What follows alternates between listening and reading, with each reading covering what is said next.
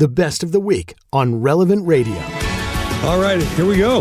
Welcome to Marriage Unhindered. It is a great pleasure to be with you this evening. I'm Doug Hinderer, your licensed marriage and family therapist, radio show, talk show host. Here to, talk all things marriage related, to help you with whatever's going on, whatever your issues are, and pass on a few words of wisdom to help you, do this marriage thing well and do it in a way that's pleasing to our Lord and that helps us get into heaven someday. And let's go out to California to Lisa. Hello, Lisa. Hi. How are you guys today? We are wonderful. Talk to us. What can we do for you? First, the shows that you guys do are amazing, and honestly, it just brings me back to the faith of where I should be in my marriage. I've been married for 12, almost 13 years. I do love my husband very much. Thank God for my family, thank God for my faith, because it's brought me back to try to strengthen my marriage. But my husband is an alcoholic, has been since probably he was 18. Mm-hmm. And we have 5 kids together, so I guess I just feel the kids have been finding alcohol around the house. He lies all the time, spending money. So I just feel like I should leave him because he is not showing the kids any good examples. Mm-hmm. And leaving is not a good example, but he's left us before, and I don't want that to happen again. I just feel like I need to protect my children from that, so I feel like I'm not sure what to do. So, Lisa, let me ask you this. Have you talked to him about his drinking and asked him to quit? How has he handled that? Oh, I'm definitely an open book with him. When it comes to that, I always talk to him. I will ask him, I think you've been drinking today, the way you look, your demeanor. And it's always a lie. I always pray and ask God, if it's me, let me know. If it's my husband, please let me find, the evidence. And honestly, I find the evidence every time.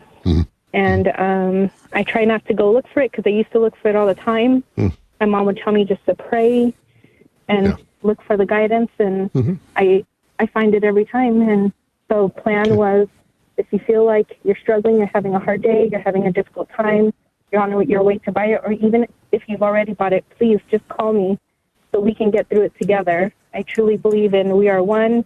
I'm supposed to be your rock, you're mine. Let's work at it. Okay. Yeah. I think so. I mean, the first thing I'd say, Lisa, is you need to join a support group like Al-Anon that can help you, right? And so it's possible to live with an alcoholic, it's possible to live with a drunk and still have a reasonable life and raise kids. It's not easy, but it's possible. And so to be in a group where you've got other people who are struggling to do the same thing can be very beneficial. And it helps you learn how to set your boundaries, right? Like, I'm not going to come pick you up at the bar if you pass out. I'm not going to give you the money for the alcohol. You set your boundaries that are reasonable, right? And, the other thought is, like, you can always leave him tomorrow. So, like, if you can manage today and talk to him when he's sober, and if you kill him with kindness and take really good care of him when he's sober, maybe he starts to see you as an ally and as someone who can help him. Men have an awful lot of pride, and we hate to admit we need help to do anything, even to quit drinking. I think even if you decide to leave him, you should treat him with a great deal of kindness and love. But then you draw your boundary and say, if this behavior continues for the protection of our kids, I have to leave. So, and no one can really help you make that decision. Get advice from a good priest who can help you make this decision prayerfully, of course. But get some help from Al-Anon and see if, and get input from them. It's a wonderful, supportive group. I think you can benefit a lot from them.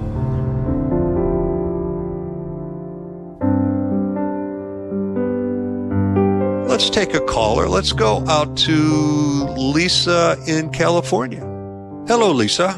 Well, hopefully this uplifts you a little bit, but I had called yesterday and I was just about possibly leaving my husband, but we definitely spoke last night and even this morning, and it is something we both do not want. We want to be selfless. We want to be one, as just like when we got married in the church, and we want to make God proud. We want to make our children proud, and I wanted to thank everyone. Thank you. And I just praying for the best always. You know, we're going to be doing the Spiritual Warfare Novena, and nice. I just have a lot of relevant radio. It's just always been so great. It just, you know, gives me hope every single time, and I just beautiful. Gives me bless strength. you. So you've made my day. I can't thank you enough for the call. I will keep you two in my prayers. Are you going to get in? Are you going to seek out counseling, or what are you going to do to strengthen and rebuild your marriage? Well, that's going to be the next step. So when he gets home later this afternoon, we're going to go ahead and talk about the next steps. Good. God bless you. God bless you. I have two suggestions. One is the Marriage Unhindered website. I've got a workshop out there called Marriage Tune-Up.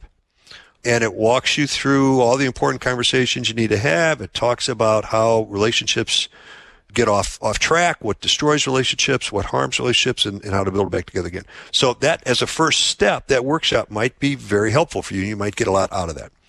Second piece of advice is, if you decide to get a therapist, which is a good idea, there are two good websites you could go to, and I think Jim will put the links in the show notes.